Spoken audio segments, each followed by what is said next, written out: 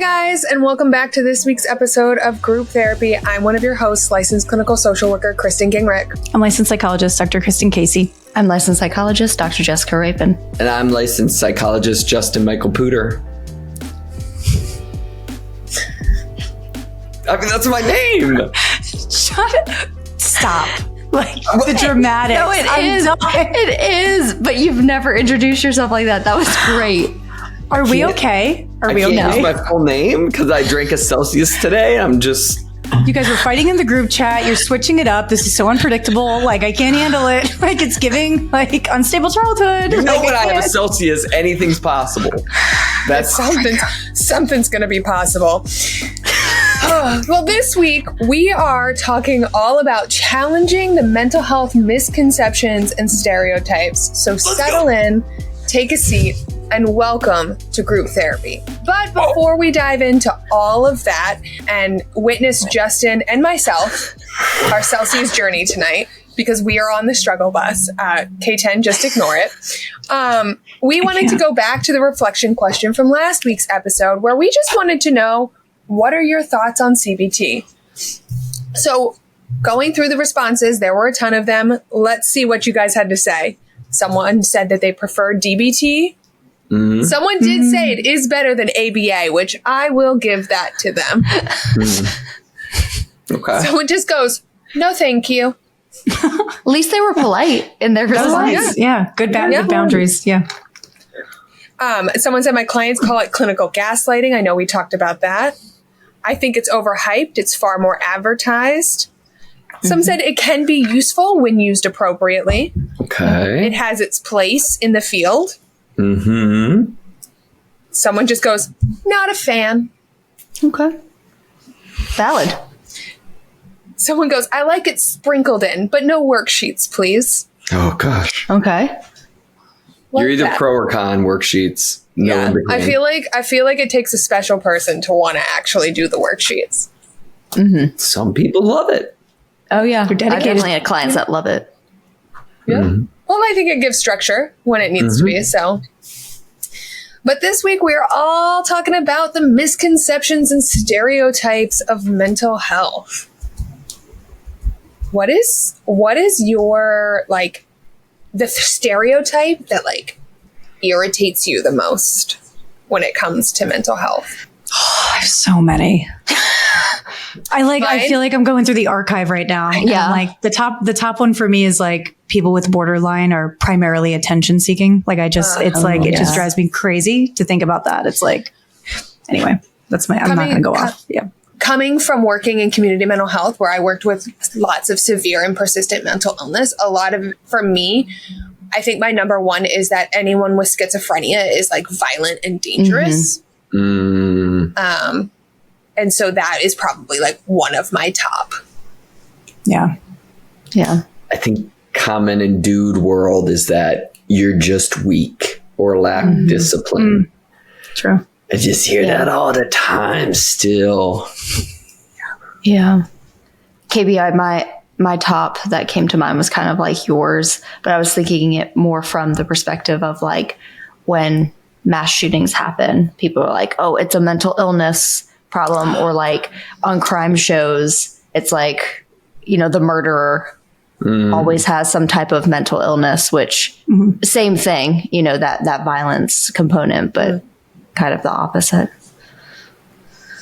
Well, it always seems to be the fallback. Yeah.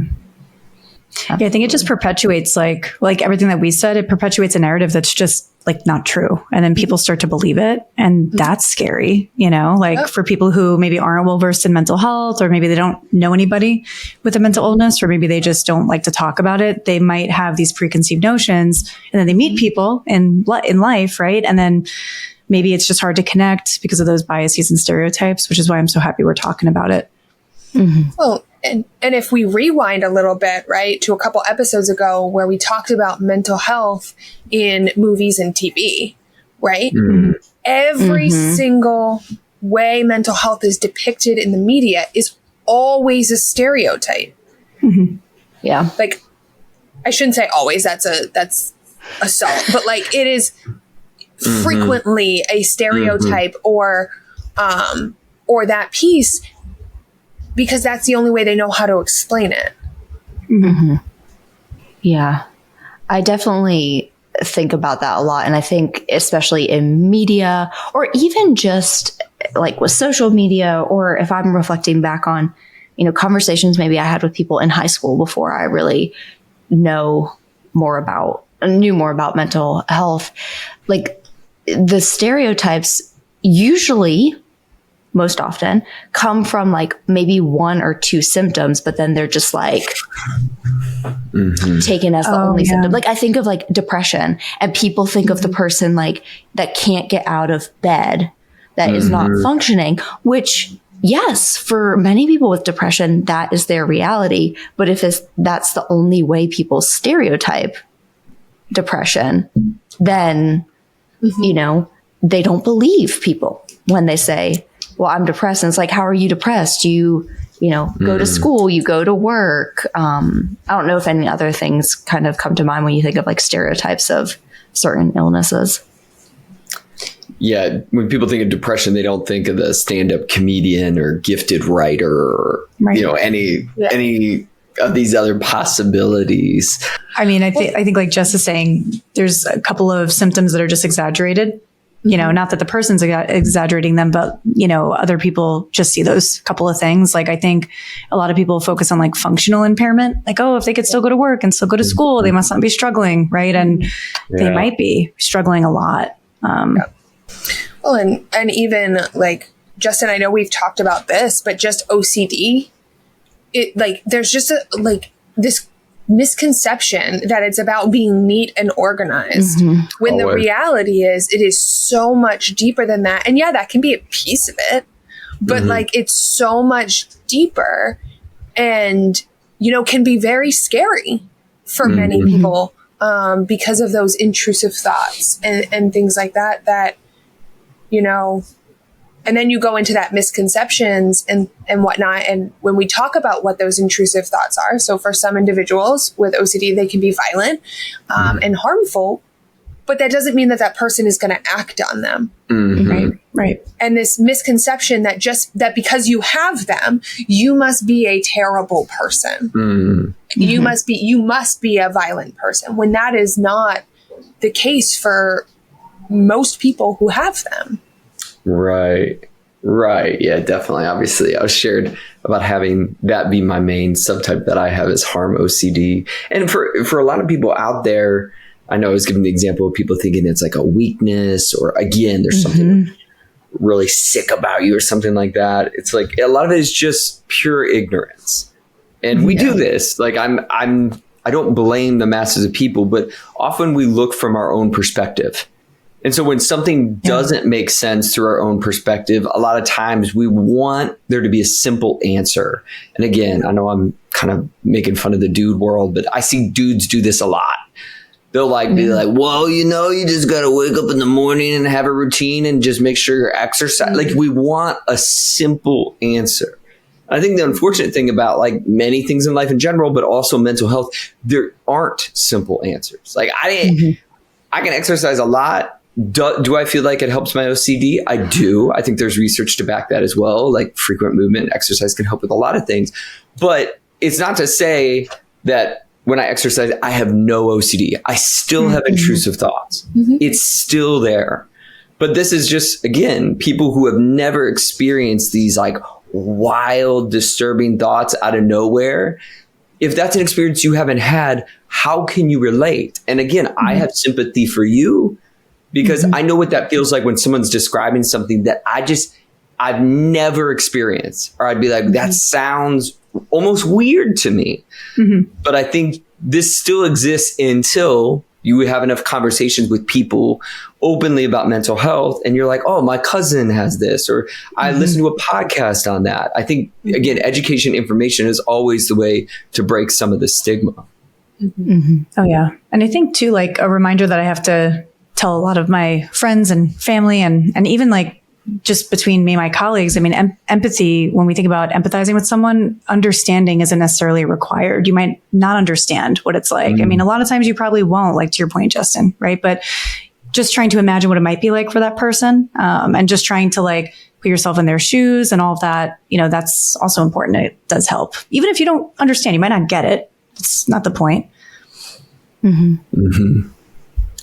Justin, listen to you talk and kind of the weakness and, if you've never been in somebody's shoes, I think another misconception I hear a lot is like mental illness is a choice. So like when I think of things like, well, why don't you just get out of bed when you're depressed, or like working with eating disorders, like just eat, and people that have never experienced it actively think these people are like choosing not to do things, not understanding how difficult, getting out of bed is for people with severe depression or social anxiety. Well, what do you mean you can't go to school?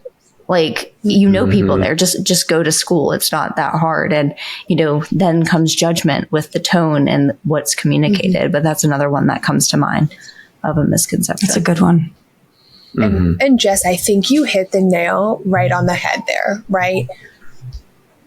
All of these stereotypes, these misconceptions, these things come from people who have never experienced it. Mm-hmm. That's where it comes from. And and usually it's coming from people who've really never experienced a mental health struggle. Because even I have never experienced a hallucination in my life.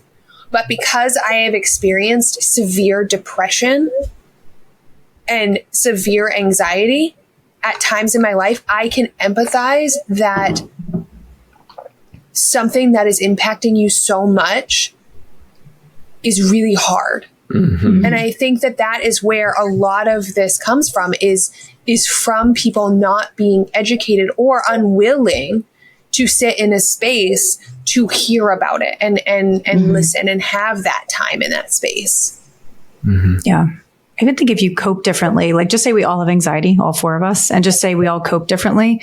And maybe one of us says, oh, I do this, like I run, I do all this stuff. And for me, my anxiety is so low, I'm totally cool with it. And maybe for me, I'm not big with exercise, so I have to find something else. And that person says, oh, just exercise. I'm able to deal with it. You should be able to as well. But then you really overlook all the barriers for everybody, because anxiety could be unique in its presentation.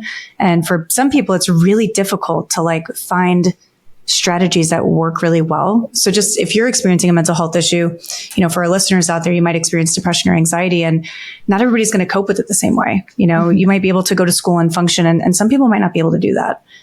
Yeah. Mm-hmm. Yeah. People get frustrated by biology of just accepting its existence. But I'm also a believer you can't ever completely level people's environmental factors. It's impossible.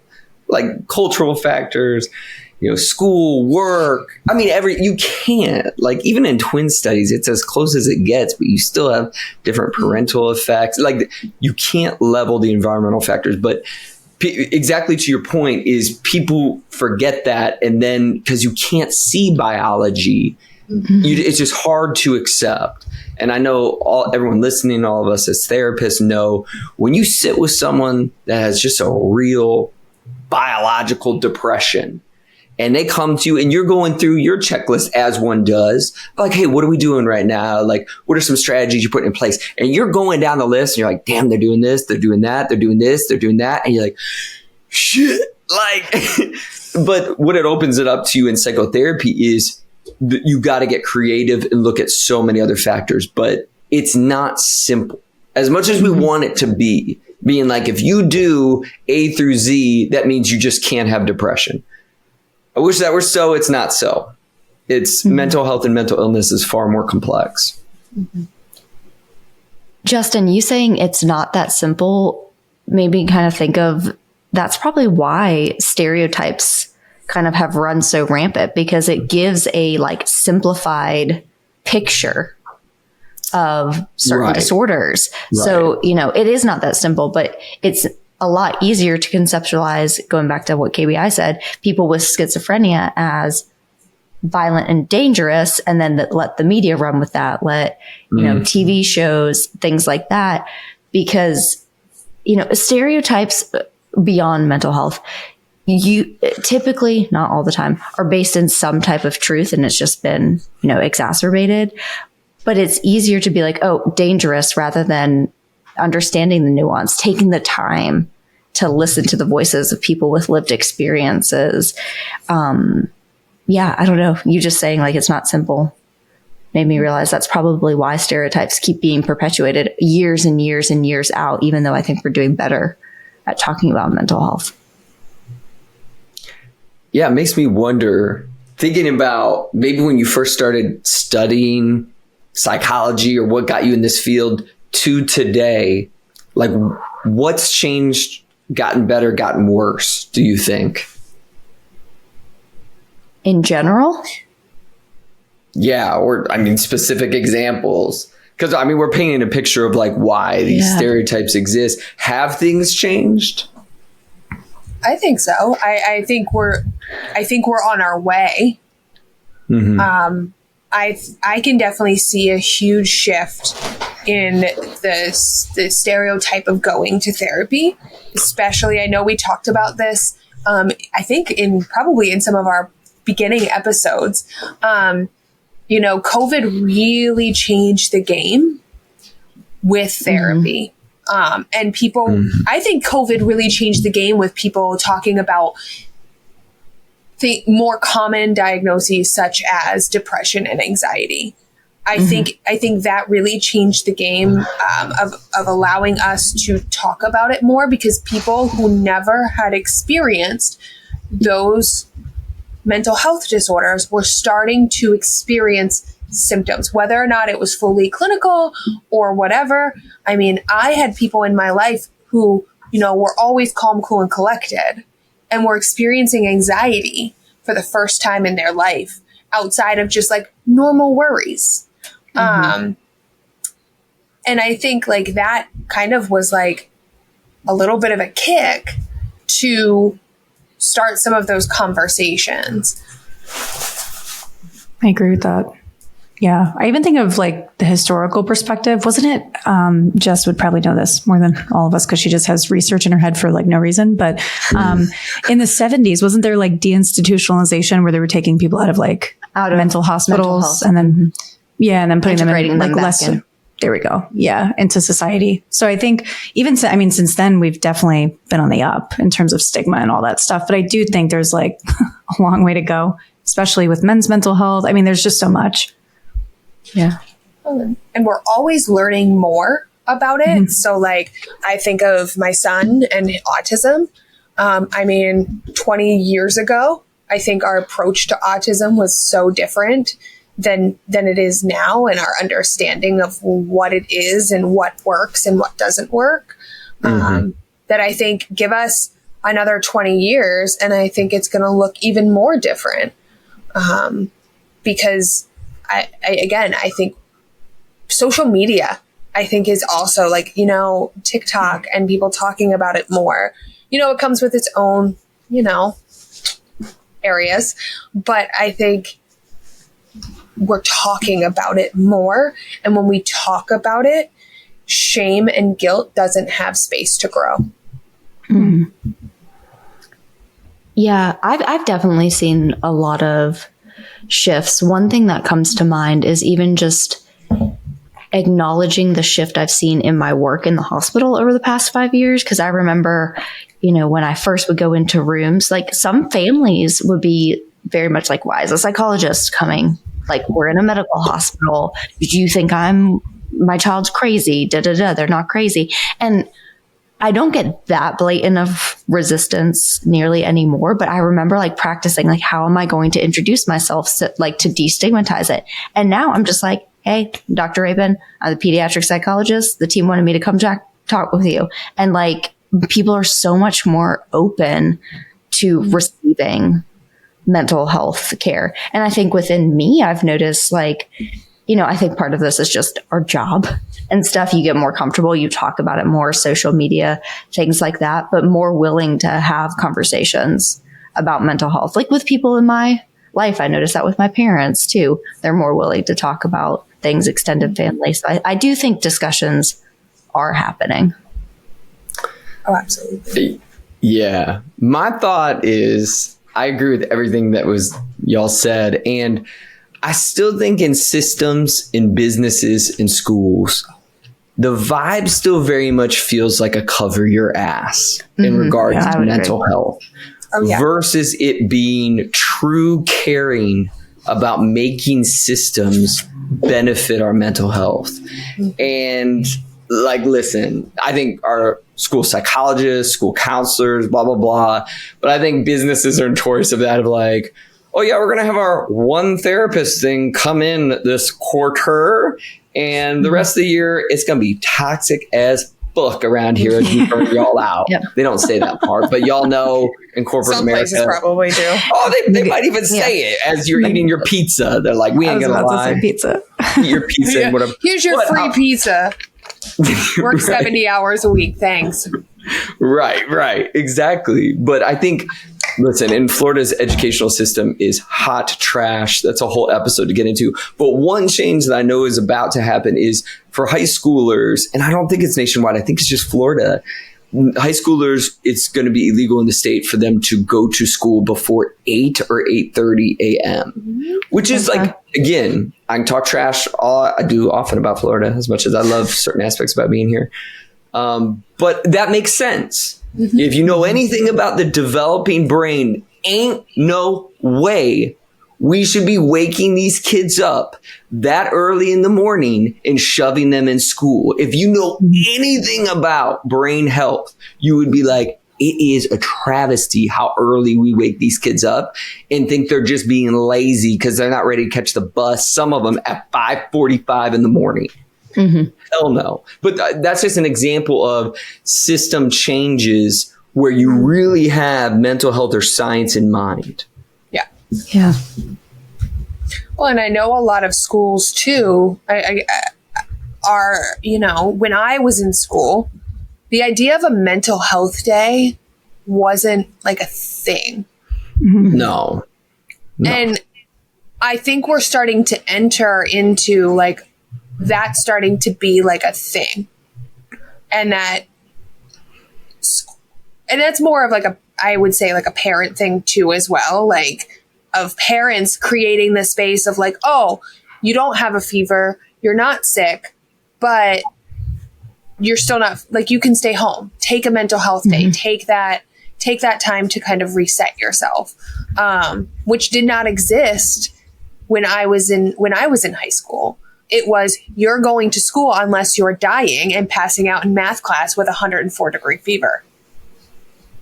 It's true. Yeah.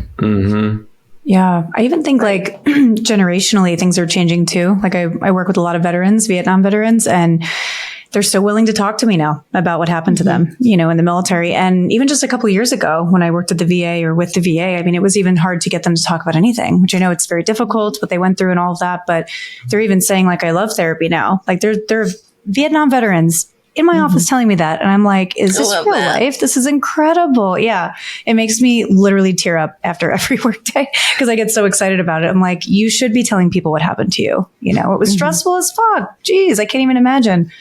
So I do think even like older adults, maybe who weren't even socialized. I mean, like KBI said, we were barely socialized when we were younger to be okay with mental health stuff. And for them, it's even more deep.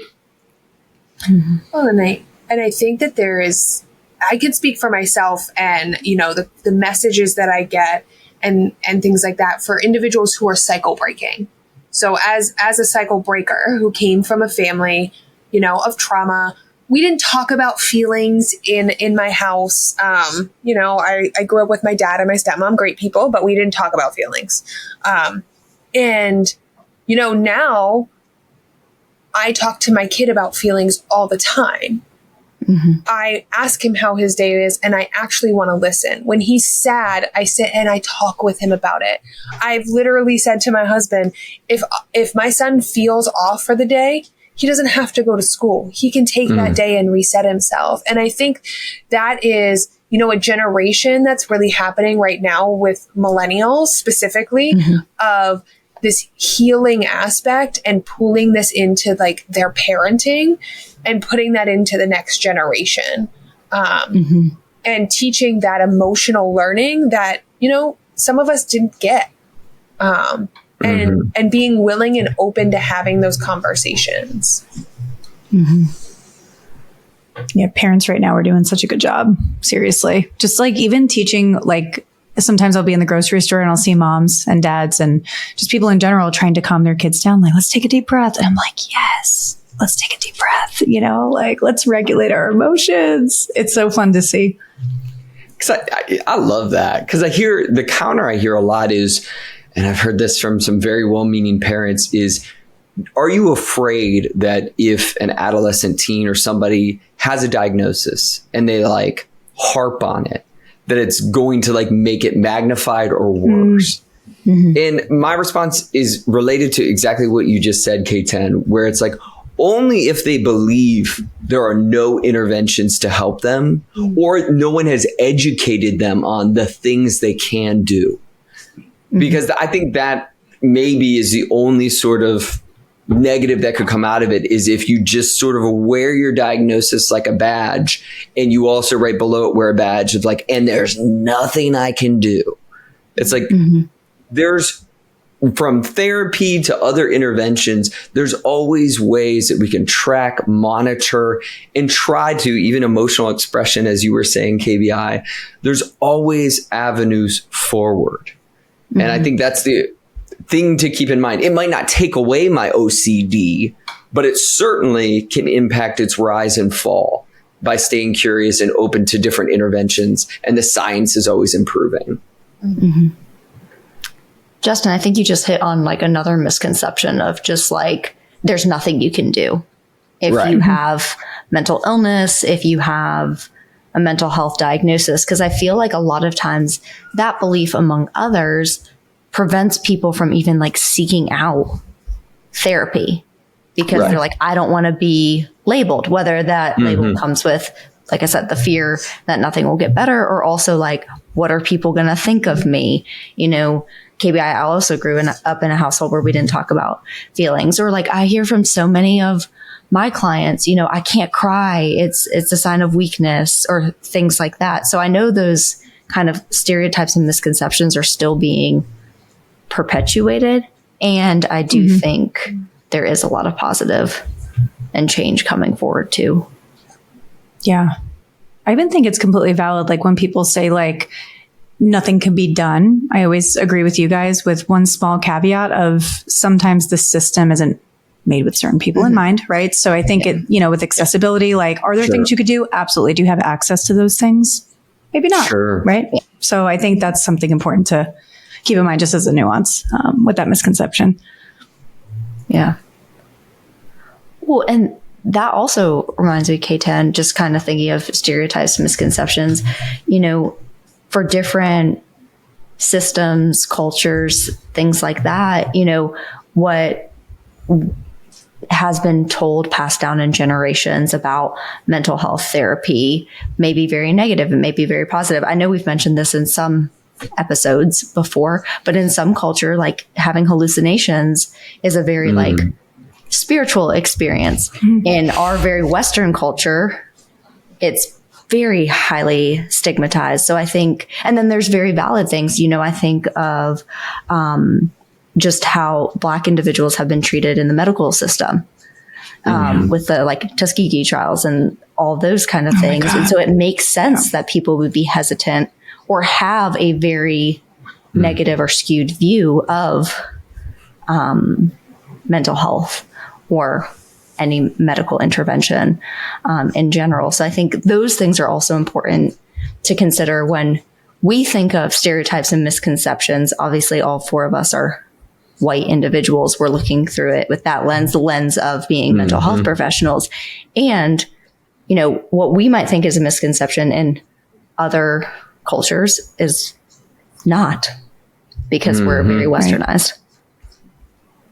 True. I think question. Once again, oh, sorry, go ahead. No, you go. Yeah, I was just going to piggyback again. It's like there's even certain privileges that come with being a therapist, working in diverse places, living in diverse places, because it squashes even more ignorance for you. Yeah. And not only do you learn about the diversity within mental health, the diversity in cultures. And of course, you don't need to be a therapist to dive into that and educate yourself.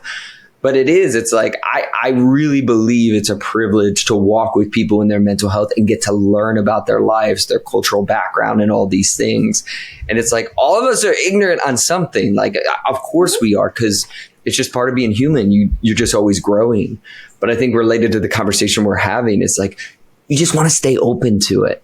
And I just know there's some people, maybe it's because they live geographically or just they're stuck in their bubble related mental health, culture, LGBTQ. It's like they're not having the exposure, and the people around them are sort of amplifying that.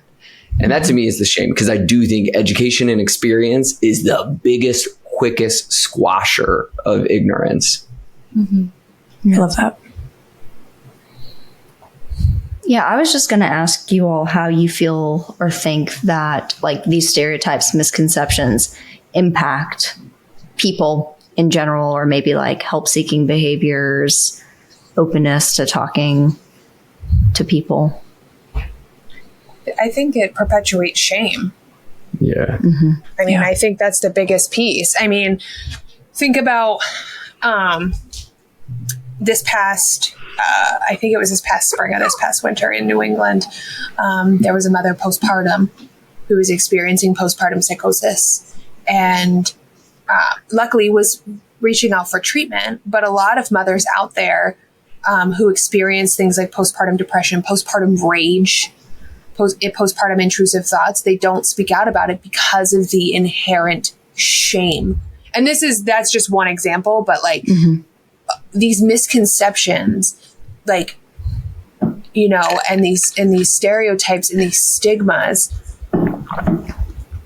when we learn about them, we then think that there's a fault in us and keeps us from seeking assistance, because we inherently think we're bad. We inherently think that we are a terrible human.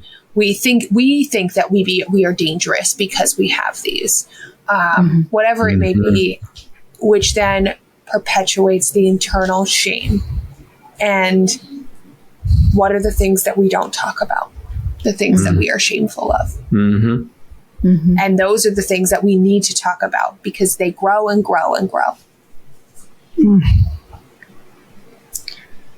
Yeah, I think relatedly, I think a lot of people are afraid of the judgment from a mental health professional, because that's related to the shame. Exactly. And people are coming from backgrounds where that's what they've gotten, is that judgment. And the counter is, I think social media is a good place to sort of see open conversations, accepting and like information. But still, I still see people, and they're in my comments on some videos I make, even when I was like talking about body language, and as a therapist, like, you do notice body language. People are perpetually afraid of being judged harshly or negatively.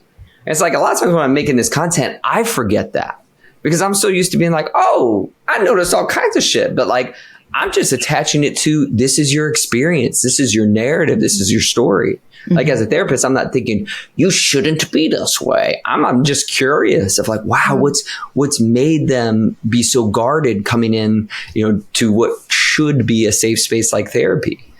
But I see the fear of judgment from people, even within, again, the safe confounds of like a therapy session. So that tells me there's a lot of work to be done on the outside. Oh, yeah. Yeah, I think like if people have misconceptions, like the shame, like what everybody's talking about, I think they might even, further think like, I'm such a burden, like I can't be helped. Like there's something definitely wrong with me, right? And then they won't seek help, or they'll say like, oh, it's just me, I just have to get over it. You know, the things that people tell themselves when they're experiencing shame. It just, like KBI said, it just perpetuates that cycle of shame and just the mental health stigma itself. And I think when people have a sense of like, no, I think I'm worthy of being helped, or maybe there's hope, you know, or something like that, then they might actually reach out. But to Justin's point, you have to hope that that therapist is a good one, and doesn't judge you. I mean, there are therapists out there, but at the end of the day, truly what we're meant to be here for is to create a space for non-judgment. I can't judge anybody for their stuff that they're going through. And I'm sure all three of you feel the same because everybody has their own things going on. Absolutely. Yeah.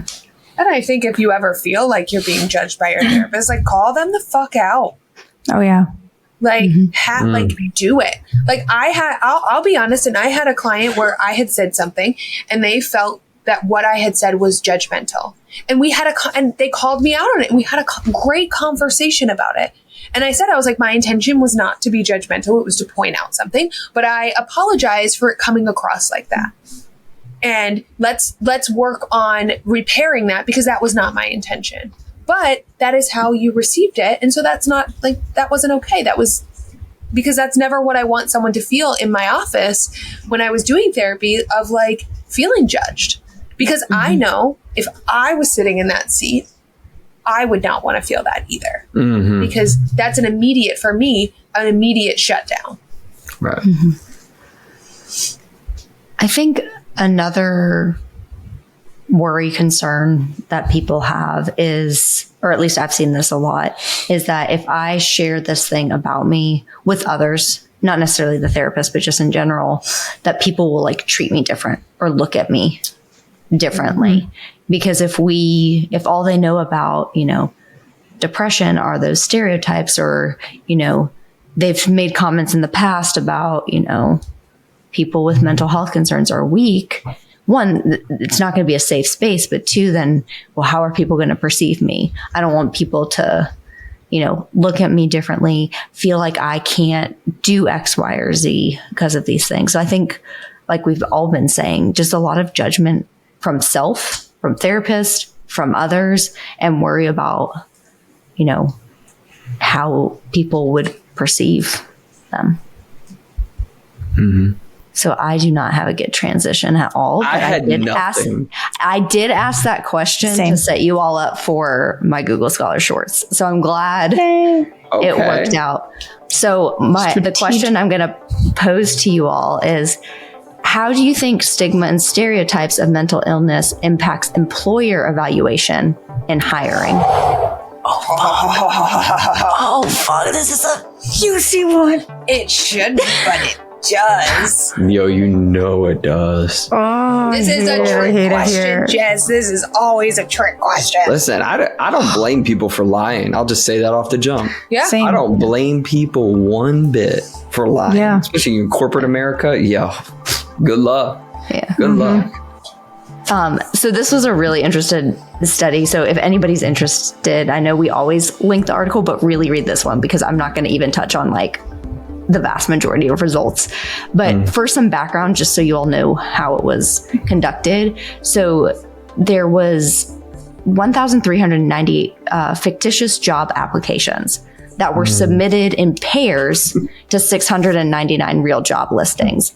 And so the candidates had common names, same gender, same age. They were all early to mid 20s, equivalent work experience, and same educational background. And then they both had a 1-year gap in their resume. But one candidate said it was due to traveling abroad, and the other said it was due to mental health challenges. So they took off. So that's the background. I'm freaking out. So we know what happens now. We know the ending. Yep. I hate it. Candidates with mental health problems had a 27% lower probability of receiving an interview invitation. Bullshit. I hate it here. Common stereotypes revealed in interviews. So I missed this part, but basically like they sent out these things and then they had to like tell them it was not a real applicant, but then they asked these jobs to like consent in the study as to like why they offered interviews.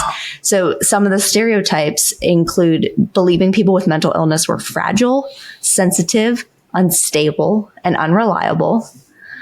2 employers claimed their masculine work environment, so that was contracting and factory work, meant that people with mental health problems could easily be victims of harassment. There were several concerns raised about individuals with mental health concerns, inability to do the job with unreliability and unpredictability. So they were worried that people would like break down at work or not show up to work. And then the other result I'm going to highlight is 4 employers expressed intentional differential treatment of the candidate with mental illness due to negative expectations. And many employers describe mental illness as something private, taboo, and shameful. And those were like in interviews.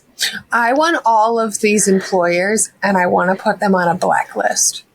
But it's just not true though. You know what I mean? Like people with mental health issues, it doesn't mean that it doesn't mean they're not intelligent. It doesn't mean they don't know how to do their job. It doesn't, like, you know what I mean? It doesn't mean any of that. It means you're dealing with something and you're having a reasonable response to a stressor that is really hard to deal with. You know what I mean? Or something that could be just one reason, you know? Well, and again, we wonder why people don't talk about it. And like Justin said, we wonder why people lie. I'd lie too. Shit. Just to nerd out for a quick sec on the methodology, why didn't they choose like a better control? Like, why wouldn't the other control group have been they had a surgery that was a medical like issue? Wow. I feel like that's a better control to highlight. Like, people right now are just like, shut the hell up. No, like, it's true. Research. No, but that would be more interesting to me, of like, to really highlight the mental health. Well, not saying that the vacation, study abroad, PERS or whatever isn't good. I think it's good, but it would have been more interesting to be like, look at the difference of how you treat physical health compared to mental. And maybe they were afraid there wouldn't be as big of one, that they'd be like, oh, there'd be stereotypes of like, if you're physically sick and you physically have this thing, can you do the job? So maybe that was it, but I would have liked that as another control group. I think that would have been great because I think you kind of capitalize on the element of choice, you know. Studying abroad, I mean, you have to get your college degree or your degree or whatever, you know, but if it's a medical surgery that's like necessary, just say, I mean, you don't really have a choice, right? So I will say the one glimmer of hope I had in this, there was one job that only offered an interview to the candidate with mental illness, and it was for a kindergarten teacher. And I thought that was very sweet. That's incredible. That's incredible.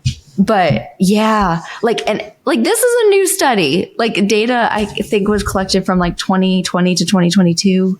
It's not like this was old. Wow. So all those positive things we said about the change. You know, but who, and I don't know, but who were the people in charge of that hiring? I wonder who they could be. I'm not going to say that they were from a certain generation, but I'm curious who they were. Because I don't think it was Gen Z who was doing the hiring. Gen Z would give, Gen Z would give all of the positions to everybody with mental health issues and be like, we're going to have therapy. Yeah. Just show up when you want. You do the schedule that works best for you. We're going to give you free therapy. There's a sensory room. Just go chill. You know, it would be amazing to work for a Gen Z boss. Yeah. But no, I thought that was really interesting. That was a really good study, Jess. That was a good one. Thanks for blowing our minds yet again this week. But the next thing is the polls, which I'm really excited about. Let's go! Yay! I mostly did true false this week, just to keep it easy, keep it simple with stereotypes. So I basically asked our group members, I listed a stereotype and then I said, hey, do you think it's true or false? So the first one was, most people with mental illnesses are violent. False. True or false? Or we're not sure. False. 96% was false. Yes. 3% was not sure. And then 1% was true. I want to find the 1%. Let's not be mean. They were misclicks. Violence. Anyways, if that was you, they were just swiping. They didn't mean to click it. They didn't mean it. You can't get better if you have a mental illness. True or false? False. Yeah, 96%. 2% was true, and then 2% was not sure. Well, and I guess, how do you define better? Now I'm and this is nothing against you, kid. How do you define better? You're right. Do you define, because Justin, like you were saying, is it symptom improvement or is it elimination? Because we know there are certain mental health diagnoses that are considered lifelong. diagnosis. Sure. That does not mean you That's can what I was thinking. not manage that. Is that the candy corn one? No. Fucking was the candy corn. The amount of background? messages that we got about that background. About the candy corn background? Really? Yeah. Yes. I just did this to mess with you guys.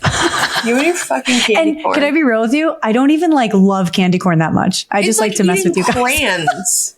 Like, What? that's like, oh, I woke up today and you know what tastes good? A fucking Crayola crayon. Listen, Stop. They're not as bad as the peanuts. Stop. The circus peanuts. Did you see whatever the they are. meme about the peanuts the other day? No. It was like candy corn gets a bad rep, but these guys, and it was a picture of the Yep. little peanuts, go Oh, yeah. every year undetected.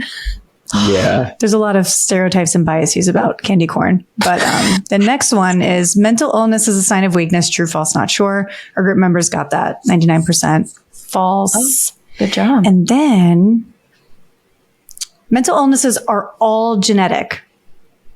True, false, not sure. False was 85%. Not sure was 7%. And 8% was true. And I think to Jess's point from the last one, maybe, there are some mental health issues with a stronger genetic component. So who knows? Okay. If you or someone you know struggles with mental health, what do you think people misperceive about you? We have so many good ones. That it's all an act for attention. That taking medication is the lazy way out. It's all in my head. I'm weak. I'm not aware of the irrationality.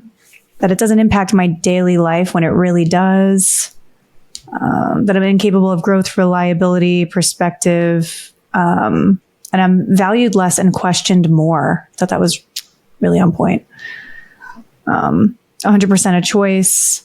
A lot of people are saying like medication is a sign of giving up. They think I'm always negative. Guys, we got so many. And if you listeners are here, I hope that you think differently about yourself because all this, it's not okay. We're attention seeking. We choose to struggle. And then what was the one? Oh, that I'm not trying to get better. That was a misconception too. So I think we're all doing our best. But those were the polls. Thank you all. We're sucking on transitions tonight. I'm just So sad next. that my Celsius is empty. I'm just sad that my Celsius is empty. If you get another one, I swear. I want another one. No, it's so 30 good. by you. Stop. I mean, what? It's only. I feel like all things we're gonna learn in like 5 years time that Celsius is like melting our DNA. Celsius is actually Can you- AI, 200 Justin. milligrams. It's only 200 milligrams of caffeine. Did you say milligrams? It has 200 milligrams caffeine and you just drank it? Yeah, 200. Yeah, I that's think like a nothing. cup of coffee is like 90. 90. It's like nothing. My pre-workout is 300 and I do 2 scoops of it. So this is like So nothing. you get restful sleep or you just sleep? Like what is it? She doesn't get I restful sleep. sleep. Have you I seen get, her? I get perfectly fine sleep. You're just focusing on Remy's and not focusing on your entire sleep architecture. That's what's happening. But you have it to focus on the works. big picture. Okay. But it works. Okay? It works. Let's You know get what some else questions. works? Our group member questions. Yes. Thank you for giving me a transition. Oh, geez. Thank you all for your group member questions. We got a lot of good and a lot of variety this week. So we're going to start with Ashley from New Hampshire. We kind of already touched on this, but I wanted just to open it up again in case we wanted to add anything. But she asks, where did the misconceptions come from? I don't remember ever being taught bad things about mental health. Who decided to make life harder than it already is for people with mental illness? That's what I'm talking about, Ashley. Yeah, exactly. This is, yeah. Ask us. Ask them. Why the fuck is it harder? You're asking the real questions. I know. I was going to make life harder on Ashley and just admit I've never met someone from New Hampshire. I'm not sure it exists. Like, I don't mean to add to the misery you're experiencing, Ashley, but I had to pause and be like, do I know of a human from New Hampshire? And I'm like, I haven't thought about it as a state probably since I was in 3rd grade trying to memorize those capitals. How do Okay. you feel about Wyoming? So over the summer, everybody's coming to Maine, and I'm going to take Justin to New Hampshire to meet someone from New Hampshire. I would love it. I've been to New Hampshire so many times in my I life. just don't, the way you said that, I don't believe you, but we'll process that later. Me? Your voice cracks. Massachusetts, like all the states up there are like this big next to each other. Justin is like, I need to get all these behavioral observations and just call you out on it right now. Right here, right now. You're lying, Jess. Some of us only live 40 minutes from a border, unlike you who lives at the bottom tip and takes I'm about 40 minutes from the equator down here. It's not true at all. Not true at all, but it does feel that way. I'm right there in the Bahamas, which feels great. It's right there. You're really close to the Bermuda Triangle too, which is really fucking freaky, actually. Too close. Yeah. But it all comes from ignorance, Ashley. Yeah. Related to the ignorance I just put out there about your wonderful state, New Hampshire. And the ignorance really it dates back. It's like it wasn't measurable, mental health. Yeah. And I think we still struggle with that. And that's what it relates to now. I think physical health was there because it was more observable, more measurable, and we just believe things we see. But obviously we've come a long way. We've documented patterns of these behaviors, and there's things we measure, of course, in the brain now. Like we've come a long way, but it is interesting as a species. It's like, oh, we don't see it. Like you must be a witch, but like that wasn't that long ago. It literally wasn't that long ago that's what we thought. See, I'll also take you to Salem.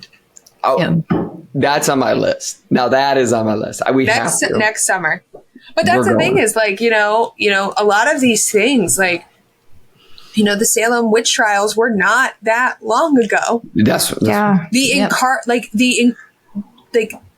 Being locked in a hospital and cuckoo's nest ECT stuff wasn't that long ago. Last century. The idea that, I think we've definitely come a very long time, far in the last 100 years. But I always joke that I'm the kind of person they would burn at the stake. Oh, hell yeah, they would. They would, 100%. You're done. You're toast. You would be the literally first one she's out. burnt at the stake. She's toast. Yeah, she's toast. But that's the thing is we've just come so far, but we still have so much further to go. Oh yeah. Salem next summer. Podcast app recording. Live from the witch trials. Darren from Edmonton, Canada asks, how do you think the increased awareness of mental illnesses due to social media has affected mental health stereotypes? Part of me's feeling like it could go both ways. KBI, what were you going to say? My hope is that it's going more in the positive direction, but I also find that the stereotype of attention seeking, I feel like is perpetuated by social media. I also think of if we go back to our earlier discussions about picking one or two symptoms that are hallmark for a disorder. I think we see that a lot on social media. I'm thinking primarily ADHD, and it's not necessarily quote unquote wrong, but I think if you see certain mental health concerns being stereotyped with these two symptoms, then that's going to perpetuate misinformation, things like that. So I agree with what K10 said. I think it can be both good and bad, and exactly what KBI said. I'm hopeful that it's more positive, but I do think it can also perpetuate some stereotypes. Yeah. For sure. So Jasmine from Nevada says there's still a lot of stigma surrounding taking psychotropic medications. As therapists, clinicians, what are some ways that you can help your clients work through the stigma shame that they may experience? I just redirect it back to physical health, that if you had high blood pressure, would you not take your high blood pressure medication to help manage that? The answer is probably, yeah, I would take it. So why is your mental health any different? I like that. That's a good parallel. I just try to simplify it in that, not to down, obviously, mental health is different in those different pieces. But at the end of the day, you're taking a medication either way to help alleviate symptoms that you're experiencing so you don't cause damage, right? So with blood, you take that so that you don't cause damage to your heart. You take a depression medication so like, I'm going to put it back on me. Like, I take my depression medication so I don't cause damage to my daily life, and that I can get out of bed in the morning, and that I can go to my job. The damage between the two could look differently, but like, it's all the same at the core. Yeah, I think creating space and processing what they've heard is important to kind of offload that. But I'm the same way. I'm thinking it's just normalizing that, like, then the way I would phrase it is, what would you bet on to help you? Because again, I'm biased. I come from, the science, research, psychology background, where I'm going to bet on science. Science sometimes gets some shit wrong, but I'm going to bet on science versus non-science every day, all day. And with the science and research we have, would you put your chips on all this data we have for thousands of people showing these are the results they get versus compared to, in randomized controlled trials? I'm going to put my bet there. But I know when people are skeptical of science, maybe they come from exactly what Jess said, a background where culturally they have reason to be skeptical of science.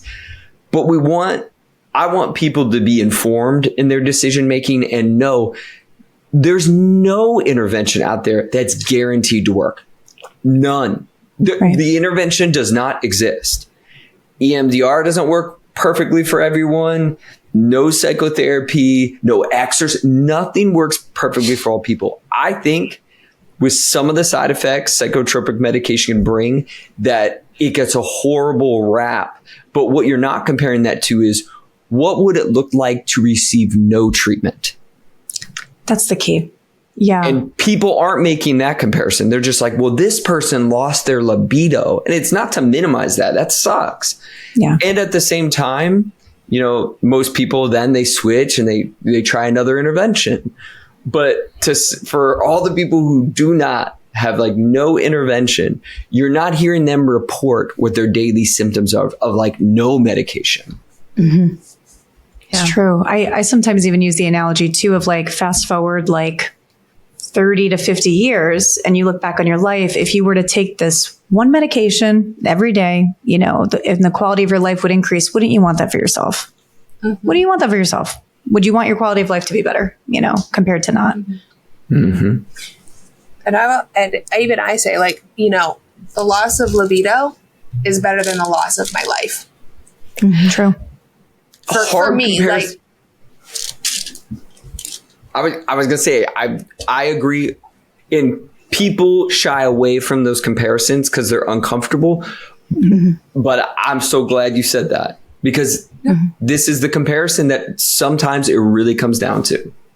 No, these are my medications that I take every day. One for my physical health and 2 for my mental health. And they get me through my day. They allow me to show up for this podcast. They allow me to show up for my son. They allow me to be a better mother, friend, partner, worker, therapist, all of that. I had to go through that process of like, even as a therapist who's been in the field and going through that own kind of process of like, okay, I have to take medication. I have to do it, because doing it without, I may not live a life to be able to do it without. Right. The medication doesn't help you be less weird, though. You got to find something for that. Straight up. I'm glad somebody said that too. I know we were all thinking it. So you know what, K10? How about you go step on a Lego? How about that? That's not very nice. Why did I feel that in my body? I felt like that was harsher. I feel like that was way harsher. That's not very nice. Randomly, too. I hope that you don't even see it coming. Like, your nephews aren't even at your house, and they just accidentally left one. If you team up with them, maybe roll your knee over it. Maybe roll your knee over it by accident. The knee on the Lego is like the worst. Pack a Lego. Well, no, Justin, you probably have Legos. We're just going to plant them when we're in Florida, and this is so great. K10 will never see it coming. No. Somebody was driving a car listening to this just now, and they flinched because everyone knows that feeling. They put their foot off the gas pedal for a second, and they're like, They felt that in the arch of their foot for a minute. Oh, My son has a Woody toy. And there was one time where I rolled my knee over his boot, and I swear to God, if there was an afterlife, I saw it in that moment. You touched it. Because I literally had tears in my eyes. Why are kids' toys so painful? They're so painful. Serious question, KBI. Did you have more pain rolling your knee on Woody or hitting your knee a couple episodes back? Woody, that was Woody 100%. Okay. Woody 100% was worse than that because I felt that for days. I had like a purple bruise because it hit just where like that knee goes, like your little joint goes in. Oh my God. It's in the medical journals now. Yeah. Documented. So back to our group member question. Oh. Olivia from Washington State says, how would you handle if your counselor is the one who stereotyped your mental illness? And then she goes on to share that she was having self-harm thoughts and her counselor said that she was suicidal, even though she wasn't, called the crisis team and kind of just, that stereotype that if you self-harm, you're suicidal. So how would you all handle if your counselor or therapist was the one that stereotyped? Olivia, I'm so sorry. That sucks. That's tough. I mean, I think it starts with that conversation with that therapist. If you feel safe, Yeah. And it might be that you might need a different one. I know we talked about this in the suicidal episode. It's really hard when therapists are not fully trained in the spectrum of suicidality and again, where self-harm falls in that, and that self-harm does not always equal suicidality, because then that perpetuates the stigma, it perpetuates the shame, and it makes you not want to open up about it again. Yeah. And this is not me justifying it at all, because as soon as I was reading that, I was like shaking my head. I was like, oh, somebody is just missing the nuance and has a little bit of ignorance there on the professional side. And I have worked in systems that are so cover your ass that this doesn't surprise me. And I don't know in what setting you saw this counselor. I don't know if they were a counselor in training. I don't know the story and the details. But I'll just say there are many systems that operate this way.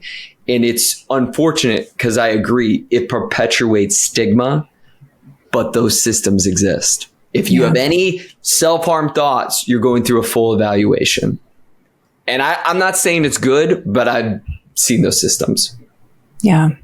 And I think in different settings, we have to adhere to different rules, right? I mean, in different states. I mean, and again, whatever happened to you, Olivia, to me, it doesn't sound like, I don't even know. I don't know the broader context, but I think another consideration that KBI kind of touched on was like self-harm doesn't always mean that people will harm themselves, and suicidal ideation, just passive, like, God, I don't want to wake up tomorrow. That doesn't warrant that either. I mean, those thoughts happen for people all the time. Doesn't mean that they want to actually follow through with harming themselves, and I think to everybody's point, I mean, when I was a green therapist, I could even think like the minute my client said suicidal something, I'm like, oh God, like, what do I do?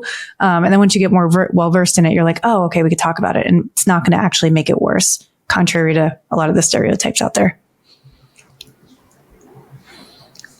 So Kellyanne from Texas asks, how can I share that even though I function in my daily life, I am still deeply affected by my depression and PTSD? I mean, I think this kind of goes back to what we were already talking about, some of those stereotypes of what mental health conditions look like.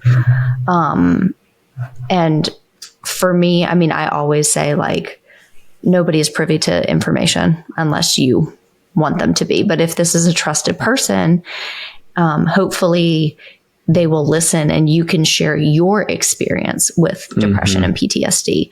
Maybe ask them like, what is your understanding of depression or PTSD?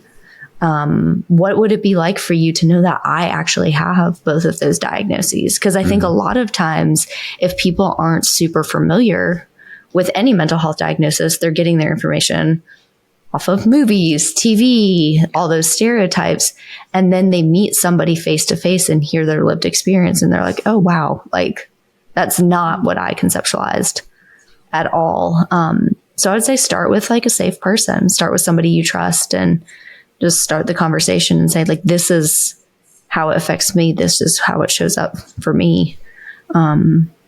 Yeah, I think we said start the conversation a lot in this episode already. Yeah, I just want to normalize it. That just feels like a big risk, because there's part of me that's like, you're going to learn a lot about that person depending on how they respond. And that's not easy. It's not easy to accept that they may be carrying stereotypes. They may change the way they look at you. And unfortunately, in a long enough timeline, there was likely going to be something that they were going to judge you harshly on that was going to reveal that. So I think the people we keep closest to us, they do tend to be open, flexible, or curious people, and at least try to understand what we're experiencing, exactly like Jess said.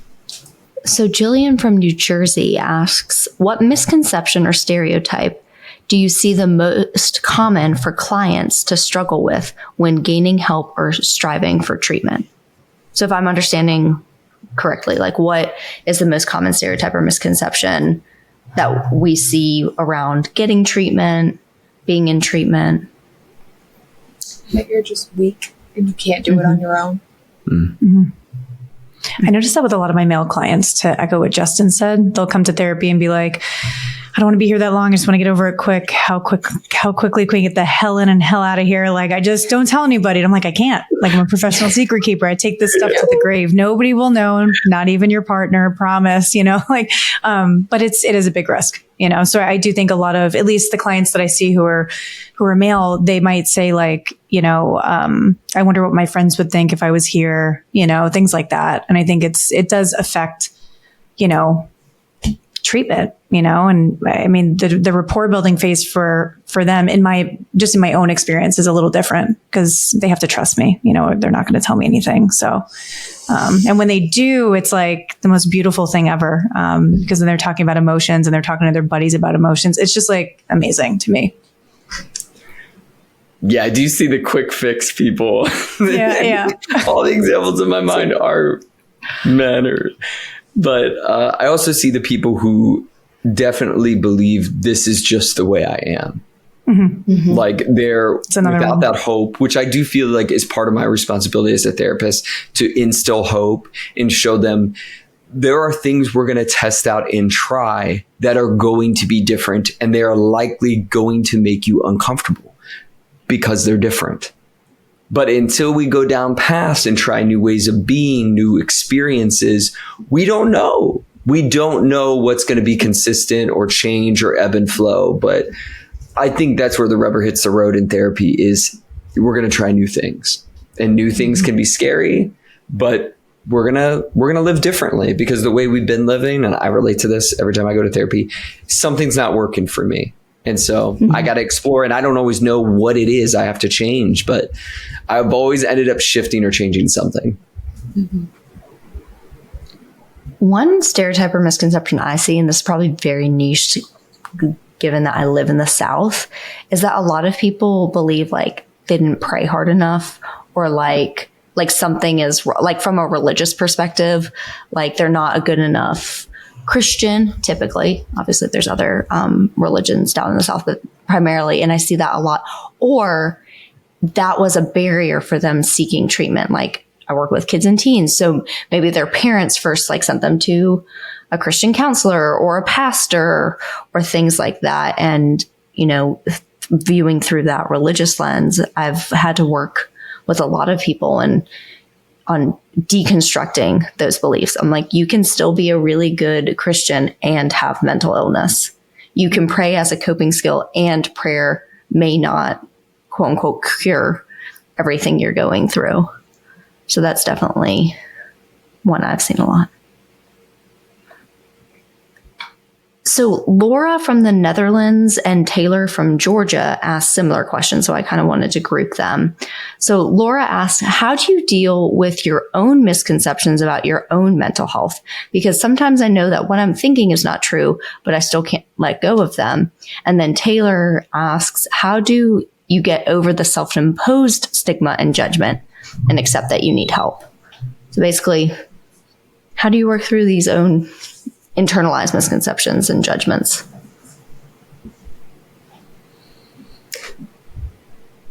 This is where I think having a diagnosis is helpful. Like for me, I'm like, oh, this is my OCD. And then it pulls up and opens this like file drawer of, you know, like, what is this topic of OCD and like, what can I expect and all these things. But like, even as a therapist and a mental health professional, like I catch myself having these disturbing, violent thoughts. And I'm like, yo, what the fuck is wrong with me? Like, I'm like having this dialogue walking in the gym yesterday. And I'm like, I'm disturbed. Like, and this is something I deal with all the time. And I'm literally like, bro, you are down the rabbit hole and you were in this the whole car ride to the gym. This is your OCD, man. Like, you didn't sleep last night at all. I'm going through my factors. What are things that might be contributing to this? You're stressed out. You got this project on your plate. But like, for me, that's where going back to the label helps me get above it. Of like, it's not me. This is my OCD. I'm getting pulled down into those intrusive thoughts right now. And I immediately feel myself rise above, because then I can go turn towards the things that I've worked through in therapy or think about things that might help me in the moment. I happened to be at the gym yesterday. So I was like, likely by the end of this workout, I'll be feeling just a little bit better. And then I was. But this is where I think having the label and the diagnosis can actually help us. Mm-hmm.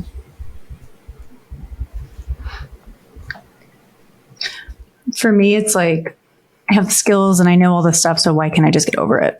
You know, like I know all the techniques, like every evidence-based treatment for this. Like, why can't I just get over it? Like I've talked to myself that way for quite a bit, for quite a few years. And my therapist was like, you're doing the thing that all clients do. Like, stop, you know? Yeah. I'm like, you're right, but it's different because, and she's like, no, it's not. No, it's not. You know, that's where you're wrong. And I had to like really kind of work through at least the misconception that psychologists and therapists and people in mental health, like, yeah, we all struggle, but I feel like I should be better at working through it. But really, I'm having a reasonable response to something that's really hard, you know, and she always goes back to saying that, and it helps put in perspective. So what helps me is going to my own therapy to kind of work through those things too. I think it can also be helpful to ask yourself, like, where this is coming from. Like, I know a few episodes back, we talked about like, you know, those core beliefs and, you know, is it your voice, that negative self-talk, or is it someone else? Like, so are you judging yourself or holding the stigma misconceptions because that's what you were taught? Or is it kind of going off what K10 said? Is it like, well, I should know better, or I should, which is a cognitive distortion, bringing in last week's episode. But I think getting curious, to take Justin's term, about like where this judgment and stigma is coming from can also be helpful. Yep. So Wendy from Florida with an exclamation point. Let's go. She said it while wrestling a gator outside Justin's window. Those are iguanas. I literally. If there is an iguana in your yard when I am there, I swear to God, I'm going to punt kick it into the next house. I don't think people understand when I say I have an entire generational family of iguana that lives. Absolutely not. One family lives in the front yard. The other family lives in the back. I'm talking grandma, grandma, cousins. Like, people don't get it. When they come out off the palm tree line, it's like a herd. No. I'm going to take a video. I'll post it to my story because I know people are like, yeah, okay. You'll see. Okay. Well, Wendy from Florida, after she wrestled a gator, submitted this question. Wrestled a gator. Wrestled a gator. Can people truly recover from mental illnesses, or is it a matter of finding the right coping mechanisms, treatments, and living with both the mental illness and the means of coping? I think all of the above. Mm-hmm. I think for some people, right? There are certain diagnoses that it is a lifelong diagnosis. I think for some people, it is a lifelong diagnosis that you can learn to cope with and manage, kind of like Dr. Courtney Tracy had talked about on the borderline personality episode, where you can learn to cope and regulate and process to the point that you no longer meet clinical criteria. You still may have it, but that you are in a place where you don't meet clinical criteria. And then there are other things that, you can get to a point where, like you can kind of say like, yes, I'm recovered. Yes, I'm in a place where this no longer affects me. Yeah, that was more eloquent. I was just going to say it depends, like we always say. But yeah, exactly that. So this one was interesting. Anonymous. We don't know where they're from. Said, so I saw a doctor talk about how psychiatric diagnoses appear in your chart by your name. So for example, you go into surgery and it says name here, psych diagnosis here, example, borderline personality disorder. And I don't understand the point of that. What does the BPD have anything to do with any medical treatment I would need? Also curious how that's not HIPAA violation, since random doctors shouldn't be able to access my information.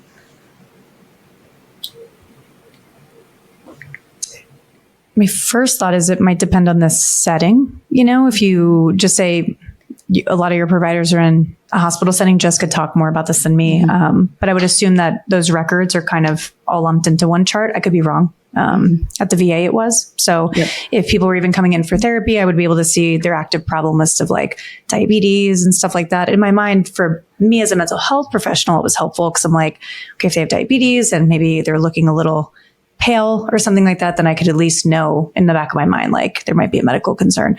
When it's the other way around, I'm really not sure, I'm still kind of actively working through that in my mind, but I could just think of the opposite at least as a start. Yeah. So, I can speak for my hospital system. If you see any provider within the hospital system, or technically anybody that we use Epic, that like you can look care everywhere. If it's on your problem list, it's automatically going to generate in the EHR. So if you're, seeing a private practice therapist that is unrelated to the hospital system, your diagnosis should not show up. And to your question of, the point of it, it's kind of just a byproduct of the electronic medical record. I think, times where I can think it has been helpful for like people I've seen in the hospital, if somebody's coming in for a surgery, but they have a history of depression or anxiety, that might trigger a consult for me. So if there is, pre-surgery anxiety or like complications post-surgery, they're going to be more likely to consult me because they know that this individual has a higher risk of maybe feeling anxious after the surgery or, struggle more than say somebody that doesn't have baseline anxiety, depression. With regard to HIPAA violation, at least within hospital systems, if people are co-treating at the same time, it's not necessarily a HIPAA violation to see your diagnoses. Now, True. I can't go like tell somebody else. K10, you look like you have a thought. Yeah, because I was just reflecting on my own experiences this year because I've had several surgeries. I was open about. I have, I just got cleared from my doctor, but I had a bunch of medical issues. And when I was going in for the surgery, they did list anxiety as one of, that's something I'm diagnosed with. It was so helpful though, for me personally, because they actually asked like, do you feel anxious right now? I noticed in your chart, there's anxiety. Are you anxious about medical stuff? And it actually opened up the conversation for me to feel way better about the procedure and all of that. But maybe they would have said that even if I didn't have anxiety in my chart. It's hard to say. So. But I can also see on the other hand how like BPD or maybe a more stigmatized mental health concern would do more potential harm. I agree with that. Yeah. Absolutely. Okay. So Kyla from Idaho asks, how can I feel validated in my mental health struggles without an official diagnosis? I mean, it's something that you're experiencing. Mm-hmm. I mean, at the end of the day, it's just valid because you're experiencing it, whether you have a name to it or not. Right? You have a stomach ache. That's just as valid. It doesn't it doesn't have to be a stomach disorder to have a stomach ache. It's just valid because you're experiencing it.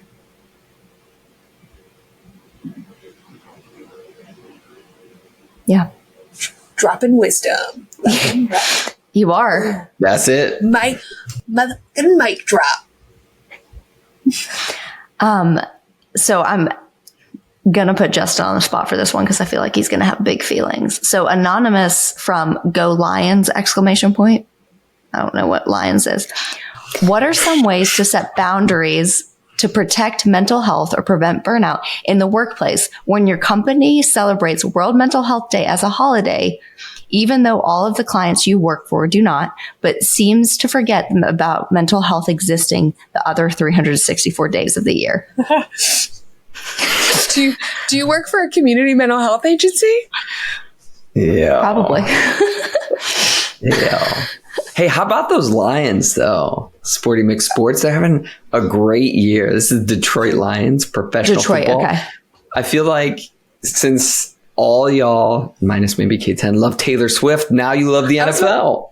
I was about to be like, how about those Kansas City Chiefs? Taylor Swift's I've been boyfriend. raised NFL. I don't watch the Detroit Lions. I don't know if anybody saw the Jets versus Chiefs for any sports people out there. Of course I watched it. So in my opinion, the Jets should have won. In my opinion, I'm not a Jets fan. It's a bogus penalty at the end there. It was, right? We could all acknowledge that. But I feel like the Kansas City Chiefs were distracted because Taylor Swift was there, as anybody would be. It's Taylor Swift. Like, you know what I mean? So plus, like Taylor's putting us on the map. But Ryan Reynolds. Ryan Reynolds. Like, it was a solid suite up there. Like, let me tell you. Everybody likes the Chiefs now. My favorite part is like hardcore. And I see this, I follow like a lot of stereotypical like NFL meme accounts. Mm-hmm, me too. Just like 95% dude. And there's so many dudes who are losing their mind over this Taylor Swift coverage. Like they are so angry about it. And I get it. They cut to them a lot, but listen. It's like for 2 seconds. Everything, though, comes down to money. And trust me when I tell you, if it didn't impact money, they wouldn't be doing it. But it's impacting them money. You know who we should talk about when it comes to football? The Patriots and how much they suck this year. They do suck this year. It's been due time. It's been due time for them to suck. We watched I'm not even a Patriots fan, but and it was embarrassing. This is what everyone roots for, the almighty to fall. If you're not a sports fan, when somebody's good for too long, you're just, it's like, come on. Just kick a rock and fall over and be human with the rest of us. They kicked a boulder and broke their kneecap. That's what they did. Oh my gosh. But back to Anonymous. That was our Sporty Mixed Sports break right there. Yeah, you know what? This is where I think coworker relationships are like lifesavers. To have that person, and if you have that person that you can go to and be like, isn't this bullshit? Yo, that has kept me afloat in systems like nobody's business. Because I get it. It's easy for me on the outside to be like, you go to your HR and hey, I've lived that life. I've gone to HR and found myself on a life raft alone. And it made my life worse in that system. So like, I get it. It's always easier for someone on the outside to tell you that you should change the whole system and risk how you pay your bills. Oh, okay. That's all. But no, this is where I feel like having a work friend, bestie, having friends outside of work to like vent this off with is so important, because it's so damn hard to change systems, especially ones that it's clear to see it's just about the money. Yeah. It's all bullshit, the values they present. It is, and we need money. I'm not stupid. We need money. But you know what I'm talking about. The ones that are driven by money and have no values as a foundation, you ain't changing that. Mic drop. I need to get a mic drop sound effect, I guess. That's a good idea. Because we've had a couple of those. Okay. So the last question comes from Robin from Iowa. And I am going to edit this a little bit because I will fully admit when I read what was said, it triggered me. So so I'm just going to edit it. But Robin says, I was a nurse caring for a patient who attempted suicide. A physician stated something extremely stigmatizing and inappropriate. I've seen this kind of attitude from other people in healthcare as well, saying they're just doing it for attention. How do we make sure doctors and nurses get the proper education on mental health so they can treat people with empathy when they are at their lowest?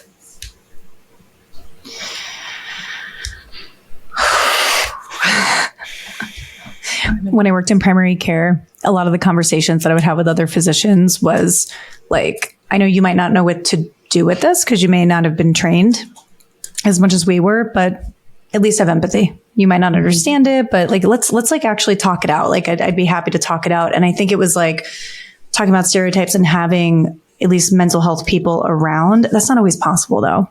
You know what I mean? And I think it really starts with Justin's point, like the education and all of that. I mean, I think at least my friend went through an MD program and they were mentioning they had like one psych, like a very brief psych rotation. And again, it's not all that they do. You know, they do a lot of different things than we do, but I do think it's important for them to get educated. I just don't know what that would look like. Yeah. I mean, and med school is already really packed. You're correct. They do like one psych rotation and then unless you're going into psychiatry residency, you don't. But the reality is, as somebody that works in a hospital, even general peds, family med residents run into suicide attempts, mental health concerns, things like that. So I think, you know, residency having didactics on it because they're required to do. I mean, at least in my hospital, the residents have I don't remember what it's called, noon conference, even though it's not at noon, which always throws me off. It's at 12:30 and it bothers me. But like where they talk about a different like educational topic. So I think integrating that, I know my hospital has like required trainings each year that we have to do. So I think having, you know, a training on suicide assessment. I also feel like there's certain, so like ED docs probably are going to see suicide attempts more than maybe, I don't know, a cardiac surgeon. So like, especially kind of prioritizing the areas of medicine that would see those more. Because to your point, K10, yeah, they're doing so many other things, but just that human connection makes a difference. And if somebody says something really stigmatizing to you, you're not going to want to go back to that hospital or that place. Y'all, thanks so much for being here, as always. A little reflection question for you would just help me out with. What is the mental health stereotype that annoys you the most? Makes your skin crawl? Makes you just want to squeeze a pumpkin with your bare hands? Tell me, you just... Bare hands. Bare hands. I do mean BEAR. People knew. They knew by the way I said bare hands. We're glad you're here. We're approaching 1 year of this chaos.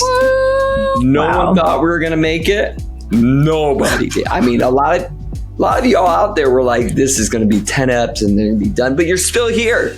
You're still listening. We got a little live Ask Us Anything that we've already recorded by the time you hear me saying this right now. But whoa. We're stoked for you to listen. If you didn't catch it live, you're going to listen to it right on here next week. So we're thrilled for that. Drop this in a group chat. Share it with someone. Tell your mom I couldn't figure out a way to send this to you, but give it a listen and educate yourself a little bit. And we're going to see you. The fuck, Justin, just wrap it up. We'll see y'all next time. Bye. Therapy, peace. I hate everything.